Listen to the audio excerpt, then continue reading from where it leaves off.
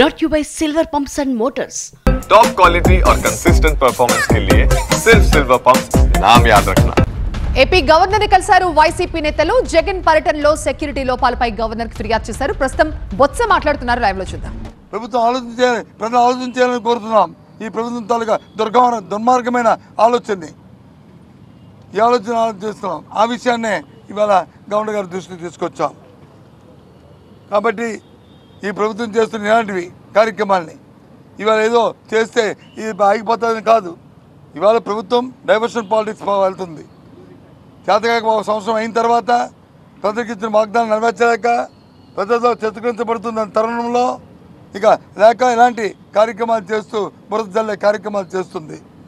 మాది ప్రతిపక్ష పార్టీ, ప్రజల తరఫున మేము గొంతెత్తి అడగవలసిన బాధ్యత మాకుంది.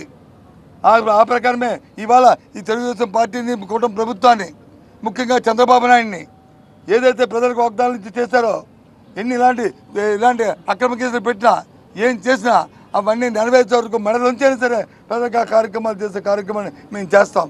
అది మా బాధ్యత. ఆ కార్యక్రమాలు చేస్తాం. కాబట్టి రాష్ట్ర ప్రధానికి అందరినీ కోరుతున్నాను, ఈ ప్రభుత్వం తాలూకా కుతంత్రాలు, కుయత్తులు వారు చేస్తున్న కార్యక్రమాలని దయచేసి ఆలోచన చేయండి. ఇటువంటి నీచమైన ఇటువంటి దుర్గమైన పరిపాలన ఎప్పుడు కూడా ఈ రాష్ట్ర చరిత్రలో స్వాతంత్రం చూడలే. ఆలోచన చేయమని పెద్దల్ని, మేధావుల్ని అందరినీ కోరుతున్నాం.